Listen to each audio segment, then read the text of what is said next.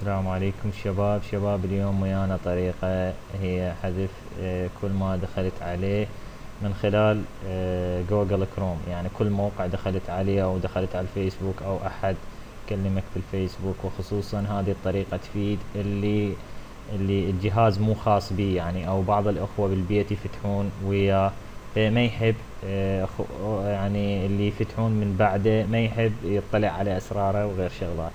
شباب، اول شي تفتح المتصفح جوجل كروم وتروح على الضبط، تنقر هنا بعض، هنا عنده تصير مثل اسبانه، انا هنا عندي لا مثل ما جاي تلاحظ. اروح على الاعدادات شباب، راح تطلع لك صفحة ثانية، تروح على كلمة السجل، تنقر نقرة واحدة راح يظهر عندك، هاي مثل ما جاي تشوف راح يظهر عندك. شوفوا شباب، انا هسه وين داخل ومن اللي حاكي، اني هسه انا داخل على جروب تحت ظلال وطبعا انا شلت اكو رسائل محاكيني بعض الاشخاص شلتهم، ما قدرت اخليهم. فتجي انت كل ما عليك تنطي هنا محو كل بيانات المتصفح، تنتظر شوي راح تطلع عندك هاي الصفحة الصغيرة. انت تختار الساعة الماضية، اليوم الماضي، الاسبوع الماضي، اخر 4 اسابيع. انا مثلي اختار اخر 4 اسابيع.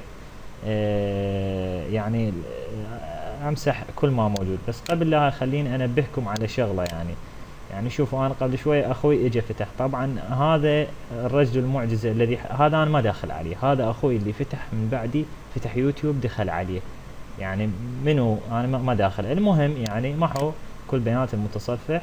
اجي اختار 4 اسابيع وانت تختار، هاي تلقى تريد تمحو ذن البقيه انت بكيفك. انا ما الغيهم لان ذني تصريح خصم محتوى، هاي تابعات الى جوجل كروم، ونمطيه محو بيانات المتصفح. راح يظل يدور حتى لو ما كان عندك انترنت، شي عادي. انا حاليا انتبه لي ما عندي خط انترنت، لاغيه شباب. بين ما يمسح راح يتاخر عندي لان انا صار فتره ما ماسح، وارجع لكم شباب. رجعت لكم بعد ما جاي تلاحظ السجل انمحى، السجل انمحى، وراح ارويك ارجع مرة ثانية. اجي على الاعدادات، اذا كان عندك بالانجليزي طبعا سيتنج اكيد معروفة، تيجي على اول كلمة سجل. شوفوا شباب، ما ظل عندي اي رابط. وتحياتي لكم، اخوكم سيف الاسلام العقابي. قد يستفيد البعض من عندها اللي ما يعرف، واكيد الاغلبية يعرفون، بس انا شفت اغلبية البنات او البعض المبتدئين يعني على الانترنت ما يعرفوها. تحياتي لكم، في امان الله.